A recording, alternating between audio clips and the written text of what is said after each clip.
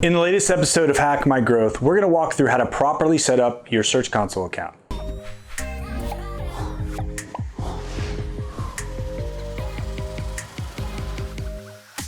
Hey, thanks for checking out this video. If it's your first time watching, or maybe you've been watching a while and you haven't yet subscribed, please do so now. We create new content each week to help you get the most out of your digital marketing activities. As I said in the intro, we're going to be walking you through step by step how to properly set up a Search Console account. When this is done, you're going to have a ton of awesome data that you can use to not only build a better strategy, but also understand how your website is performing directly within Google search. All right, let's go. In this video, we're going to be taking a look at Google Search Console. We're going to go from start to finish, adding our domain, setting it up, doing all the things that we need to do to make sure that we can have the data we need in order to make informed decisions on our search strategy. So this is the welcome page for Google Search Console. This is a very different tool than Google Analytics. And we've talked about Search Console a number of times on this channel, whether it be for SEOs as well as for some of the data videos we've done, is pulling some data and doing some optimization tasks. Now, if you have a Google Analytics account, you don't necessarily have a Search Console account. So we want to walk through and make sure that this is set up, because this is data directly from Google about our specific domain and how it's performing within Google's search engine. Now, one of the things that Google did recently, or at least more recently, was add an ability to verify a domain. So before you can get the data from Search Console, you have to prove that you own or have access to the domain. In the past, you had to do a URL prefix. So what this means is you would type in like the full URL. So https://www.yourdomain.com. In order to see all the different domains and to make sure that you're covered appropriately and correctly, a best practice would have been to do both the non-www and the www version of your domains, as well as both the HTTP and the HTTPS. As you can see, this can get very complicated very quickly. This would also be a way where you'd have to do every subdomain in order to get that access as well. But thankfully, due to this new domain setup, we can do it much easier and much quicker. So I'm going to walk you through the domain setup because this is much better to do, but we'll also look at the URL prefix as well. So because the URL prefix is a little bit easier, let's do that one first. So what you would do is you would type in your domain. What I would do is put your site into the search bar at the top and just run it. This is most likely going to be the correct version of your site, or the site you want indexed. Now, a lot of people don't realize you can have a www in here or not. A www before your domain name is technically a subdomain. Now you'd have to set up redirects and all of that, which we're not getting into in this video, but you want to make sure you pick the version that is live, or the one you're using as your primary version. If you've got two versions, you can go ahead and hit www here and hit enter, and you'll notice that my site redirects always to the non-www version. So I'd copy this and paste it into this right here, and I would hit continue. So what Google's going to tell me to do is make sure that I own this. Now, there's a few ways that we can verify this. The first way is we can actually download this file and then upload it via FTP or one of our file managers from your hosting company into the root folder, so the main folder where your website is hosted or housed. You could also add a HTML meta tag on your site. A number of SEO plugins, if you're using WordPress, will do this. SEO Press will do this, Yoast, there's a number of other ones. You can use Google Analytics. So if you already have access to Google Analytics and you're running Google Analytics on your website, and it's with the same domain that you're logged into Search Console with, you can verify via Google Analytics. You can also use Google Tag Manager, so you can have a container on your website. And again, if that tag or that container is registered under the same email that you're logged into Search Console with, you can do that there. And finally, you can use a DNS record. Now, the DNS record is typically used for domain verification. The easiest one to do would probably be the HTML tag. You could do this in the header or the body of your website if you don't have WordPress. And if you do use WordPress, you would just copy this verification code in and paste it into either your SEO Press or your Yoast implementation. So let me show you what that would look like within a WordPress website. So the first thing you do is log in to WordPress. Now over here, you can use any SEO plugin of your choice. We use SEO Press. We just like that one. And under Analytics, we'll be able to create some of these connections here.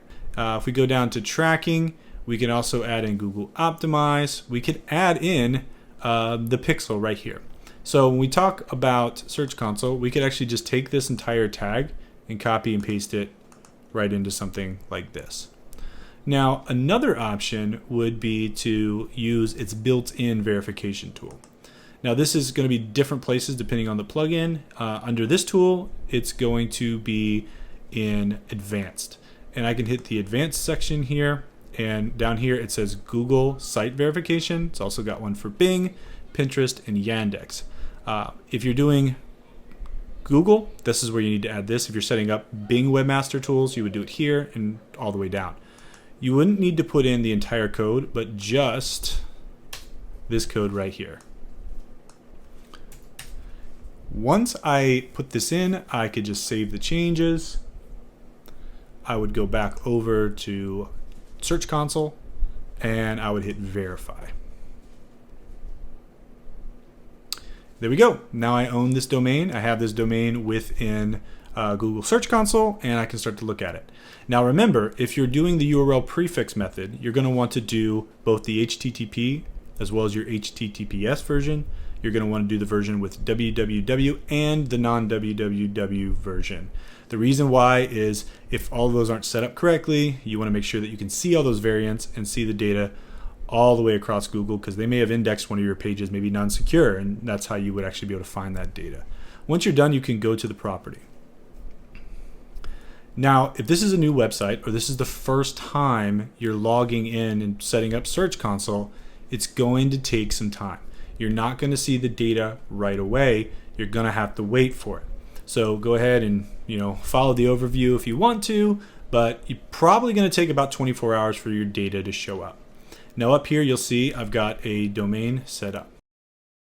Now let's take a look at how we can do this using domain verification. Domain verification is very similar to what we just did in URL Prefix. The only difference is we're going to leave off everything in front of the HTTPS, www. We're just going to put our domain name, the one that you probably bought from your domain registrar. Go ahead and add your domain here and hit continue. Now what they're going to have you do is add a TXT record to your DNS. So your DNS comes from your hosting company. If you're not hosting your website, you might need to ask whoever is hosting your website to help you out with this. If you do host your website, but maybe you haven't looked at the server side of things or the DNS, this is where you would have to get involved with that portion. Now you've got this TXT record, which is just short for text record, right? And we need to add it into our DNS configuration. So I'm using SiteGround for my site, but DNS pretty much works the same no matter who your provider is. Google does add a list here from companies like 1&1 and GoDaddy and others. So if you're using one of these, it's fairly simple to do. If you don't see your provider there, just Google, how to add a TXT record to DNS with X, and it should show you. So I'm going to show you how quick and easy it is. TXT records are hard to screw up, and so as long as you make sure it is a TXT record, you should be good to go. When you're inside of your host, you'll probably see something that says DNS or DNS Zone Editor. You want to launch that. So most hosting providers, their DNS section or their zone area of their site works pretty similar. For Search Console, you need to add a TXT record. You can go ahead and leave the domain empty. You can set it at the default value time. It doesn't have to be 30 minutes or 1 minute or whatever. An hour is totally fine. You're just going to copy this verification code and then add it here into the value. That's where you're going to put it in value and hit create.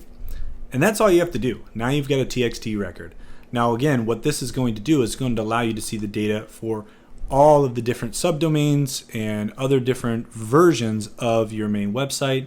After you've added that TXT record, hit verify. And as you can see, it happens relatively quickly as long as everything's set up, and then you can go to property. All right, so now we have a domain property. And as I said before, you can see up here where Google's got both the secured and non-secured version, the www version, as well as a subdomain here. Everything's being pushed to this new domain property. And we can go ahead and hit start. Now you've got a domain property, which is different from what we set up before with the URL prefixes. You can also start to see some data. It's starting to pull in. We've obviously verified this site before under a different account, but I wanted to show you it from scratch. So this is Google Search Console, and we've done some videos, some overviews on Search Console, and this tool is extremely helpful. Once you have it set up, you can actually see how people are experiencing your website across the web. So Google's got some helpful hints and tips here. The overview is pretty good if you want to check that out, but your home base is going to show you a few things. It's going to show you clicks right away. It's going to show you what's called coverage. So this is your indexation. So how is your site being indexed? It's also going to show you core web vitals. So it's going to tell you how your page experience is doing, mobile usability, all of that, and an overview of enhancements. So this is where you would see different structured data or rich featured elements that you are ranking for within search. So in order to get the most out of Search Console, it's important to make sure that it's also connected to analytics. This is going to bring data from Search Console into your Google Analytics setup as well. It also just makes a cohesive environment for all of your tools that you're using with Google, whether that be Data Studio and more. So in order to set up and link these accounts together, there's a few ways that you can do it. I actually like to start from Google Analytics because to me, it's just what I know, so it's a little bit easier. So pop over to Google Analytics, and hopefully you already have a Google Analytics account set up, and then you're gonna go to the bottom and it says Admin. Go ahead and click on Admin. Now, there's a lot of different settings, so we'll do a quick overview because this video is not about Google Analytics, about Search Console, but just so you get an idea. Within Google Analytics, you've got accounts. So an account would be for like a brand itself. Then you've got properties. These would be the different things you're tracking. So for instance, a website, but you could also track like a blog on a different property. Let's say you have a blog dot your website, you could also set up a property for that. Within each property, you have multiple views. So these are just different buckets. The top one's your account, properties, and views. Now, we need to go to our property settings because we want to track everything associated with this URL. If we go to the bottom here, we can see something that says Search Console. So all we have to do is click this button. Once we click this button, we will see Add. If you've already associated something, you would see that site here. Since we haven't yet, we need to hit Add. And then it'll give us an option. So if you have a number of websites, you'll be able to select the one that pertains to you. Since we only have one here, it's pretty easy. We select the domain property, and now it's telling you here within Search Console, do you want to associate this property with this Google Analytics account, which we do, so we hit continue. All right, so now we've created this association, we've connected them together, which means we can now see Search Console data within our Google Analytics account. This is also pretty cool because now under settings, you'll see associated services, and we can see that we've connected our Google Analytics here. There's a number of other things that you can set up as well. So if we look at what Google has, we can create more associations and more connections. You can approve and deny a number of different ones. You can set up Google Ads, you can set up YouTube, and connect all these together. If you do YouTube, you can actually pull in video data within Search Console. So that's pretty cool. And let me show you what that looks like within one of my other accounts. This is our main agency Search Console account, and we've got the YouTube channel connection here, which allows us to get some YouTube data as well. As you can see over here in Enhancements, we can see videos. We've got video markup on some pages, but it also allows us to see search results and how those videos are doing right within the search results. So if I go here and I narrow this down to search appearance, I can look at videos and hit apply. And this is going to show you how videos are doing within the search results. You know, we can take a look at the different pages here. So these are all pages that have YouTube videos on them, and look at the clicks. We can look at the search appearance, which obviously right here would only show videos because that's all we're looking at. So I highly recommend that you set up all of the different accounts that you have within Google to make sure that you can pool all that data here into Search Console. So once you've created all of your connections, you're now going to be able to leverage Search Console to help you grow the visibility of your website. Now, let's talk a little bit about these tabs here and how you can leverage them for site optimization. This is the home page, which is under Overview. We've already taken a quick look at this. The next step down would be your performance. Inside of performance, we can see a few things. Most notably, you'll see the total clicks and total impressions of that website. You also see the average CTR, which stands for click-through rate, as well as the average position. So the average position is an aggregate of where your site ranks based on the highest position as well as the lowest position, and it's an aggregate rating. So it would say with all the terms, I'm ranking on average, high and low, at 53.8. Now, you can filter this data, whether it's through the last couple months. You can also look at the different search type. You can do image search, you can do video search, you can do news search. There's a lot of cool things that you can do. So let's say if you want to see how your images are doing, you would click on image search. Well, we've got some impressions for image search. We can also narrow this down again. How are we doing in video search? Not as well, right? This website doesn't have a ton of video yet, but that makes sense. We can at least see it, which is really cool. Now we go put it back on web because I know that we don't have any news stories. You can also filter this more here. So we can look at a specific query or a page. We can look at a country. We can look at device. Or like we talked about before, we could look at search appearance. And this would look at our rich results, or as they call them here in Search Console, enhancements. The query one is pretty cool. You want to look at keywords containing, in this case, I want to look at structured data, because we talk about that a lot on this website. It'll show me terms that have structured data in them right here. And I can see, okay, well, I want to know what my average position is. Right now we've got schema structured data generator. We're at 7.8. So what can I do to improve the ranking there? I can start to see the different terms that I'm ranking for and how Google is showing them within the search results. I'm getting the most clicks for structured data generator.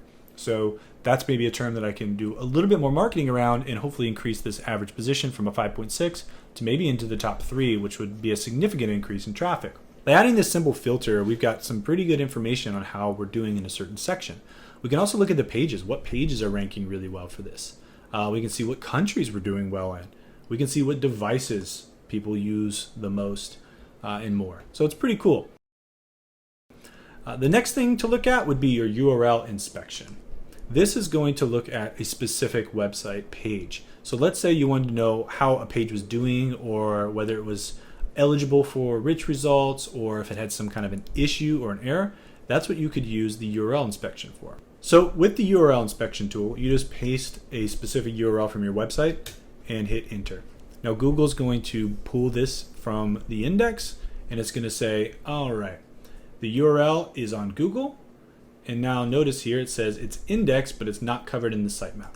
So this is important. This is saying that Google has found this page, it's crawled this page, and it's indexed this page, but it hasn't been able to see this page in the sitemap.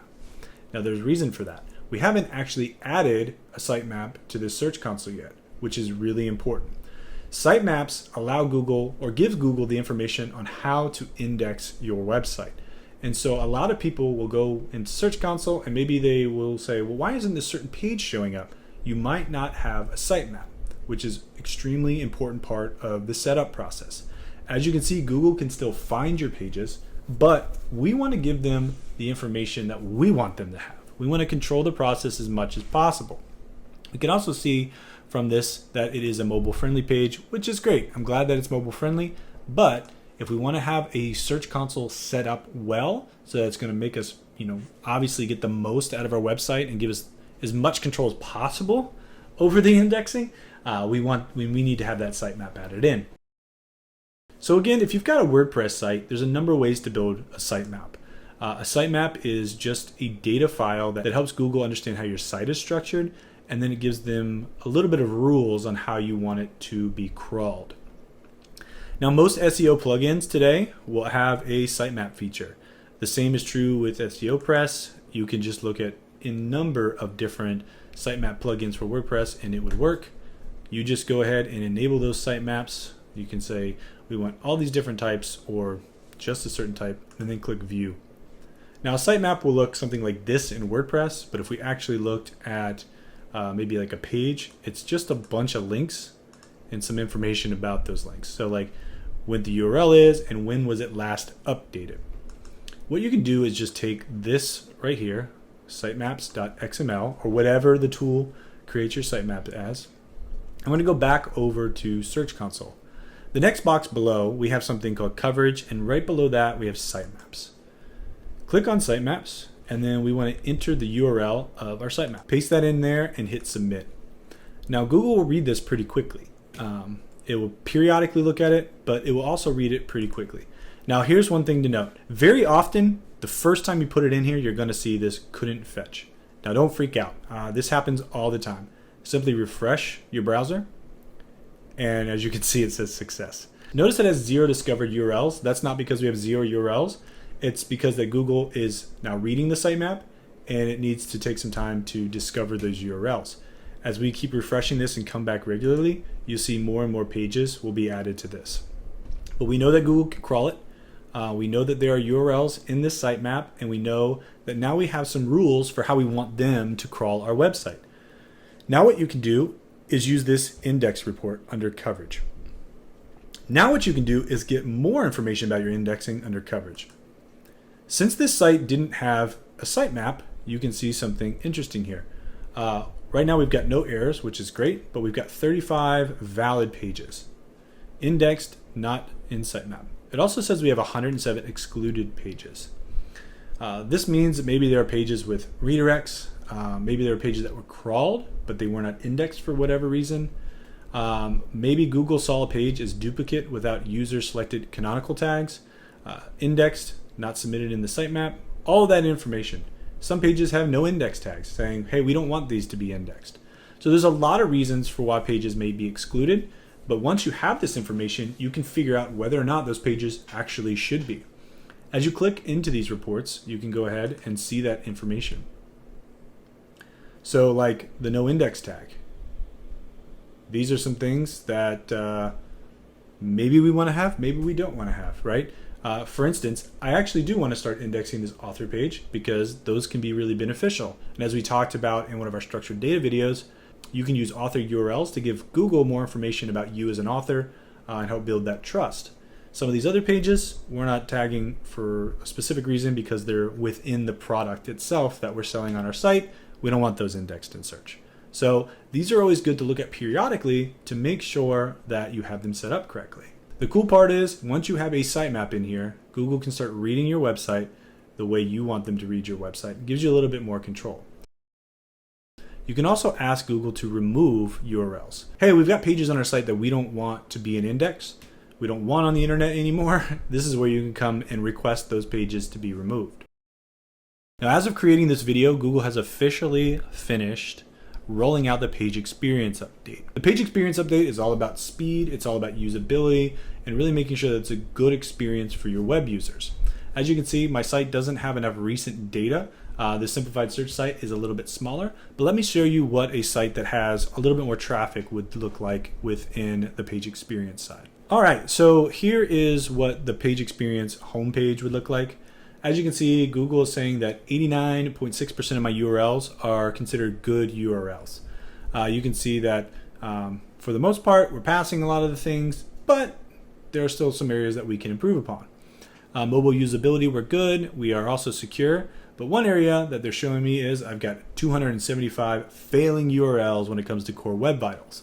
So this is a subsection of page experience, and this is something that Google wants us to really improve. Core Web Vitals are broken down between mobile as well as desktop. For the most part, you need to look at mobile because that's where Google indexes first. Now, they've got two areas that they are going to be looking at. One is called content layout shift, and the other is largest contentful paint. CLS is talking about just your page moving maybe a little too much on mobile. You want to see the URLs affected, click on it. It'll give you this guide. It'll tell you, okay, it's a 0.36 is my average, so I need to improve that. If you go ahead and click on this, it'll tell you you can launch it here in PageSpeed Insights, and it'll give you some more information about that page. Now, this typically tends to be a little bit heady, and we will do a video on PageSpeed Insights and actually how to read this report because it took me a while to really understand this. Now, some of these things the site owner can do, and some of these things you might need some help with in order to really optimize those pages for speed. But you can launch that straight out of Search Console, and it's going to give you a score that you can look at. The other issue is LCP, which is largest contentful paint, which is all about page speed. And they want us to load under that 4 seconds. As you can see, they're saying this one's at 5.8 seconds. It'll show me other pages that are similar. And again, I can run it in page speed insights as well. If I go back over here, I can also see that I've got 272 good URLs. And we can see a list of those here. A lot of times it's our AMP pages, which is accelerated mobile pages. Some people are moving away from those. We still leverage them at this point, seeing some benefit from them. As you can see here, they get good core web vital scores. Also look at mobile usability. As you saw before, we've got 312 pages that are valid, that are mobile friendly. Underneath that, we see our enhancement section. Now enhancement, this is all about how our pages look in search. Are they getting rich features? And as you can see here, we've got pages that use AMP. We've got some with an issue right now. As you can see, it also shows you pages with warnings, and it'll show you pages that are valid. So you can go through these and find any of those issues that might be causing your page not to rank as well. If we go back over to the simplified search one, we've only got 2 right now that we can look at. We've got site links search box, which is available. We've got 6 valid here. And we've also got videos. Again, 3 valid videos. Over here, we've got quite a bit more. FAQ, that's another one. We've got 5 valid FAQs. We've got logos. We've got site link search box. And this is a really good one too. If you find what's called unparsable structured data, it'll show up here. So if you've got a structured data error, where it says maybe you're missing a comma or a quotation mark, it'll tell you where that's at. Now, one of the most common issues when it comes to unparsable structured data for us has to do with the way that we build out the schema.org markup, and it's done with automation for the most part. Now, I guarantee you the issue here is a quotation mark. Yep. So here in the headline where it says start with quote unquote what, this quotation mark right here is breaking that structured data because we cannot have quotes within quotes. That will break your JSON. So we just need to go through all of these and fix where 9 times out of 10 it's all having to do with quotes. Right here, there's another quotation mark. So we can go ahead and fix these 11 pages, and then we won't have this issue anymore, and the blog markup will be working correctly. And lastly, we've got videos like we did on the other site as well, the 6 videos that it's showing here at the moment. Now, Google also gives you some information on security and manual actions. If you are doing something you're not supposed to do, and Google gets offended by that, they will send you a manual action, and you'll be able to see it here. They'll say, hey, your website or this page has been suspended or taken down or whatever for this specific reason. If I had a manual action, it would be here. It would also give us security issues. I don't have any issues, but if it detected any, it would share those with me here. They also give you some legacy tools. So let's say you want to target internationally. You've got an international tool here, but it's not available for domain properties. You can only use these tools within URL presets because that's what they were designed for. Here you've got messages. As you can see, none of these legacy tools work here. But if you are using a URL prefix version, then you would have access to these tools, like your web tools or whatnot. Some of these are actually pretty cool if you want to take a look at them, but we actually don't use them very much anymore because they've been kind of phased out. The last section is the link section. So Search Console tells you a little bit about your link profile. You can go here and look at your external links. So what are the top pages that are being linked to from other places? We can see the top linking websites. So who is linking to us? We can also see the anchor text. So what is the anchor text that's being used when people are linking to our website? These are pretty cool. Definitely helps us see how people are connecting with us. And finally, we can look at our internal linking structure. So as you can see, Search Console is an extremely important tool. It's going to give you a lot of information about how your site is performing within the search results.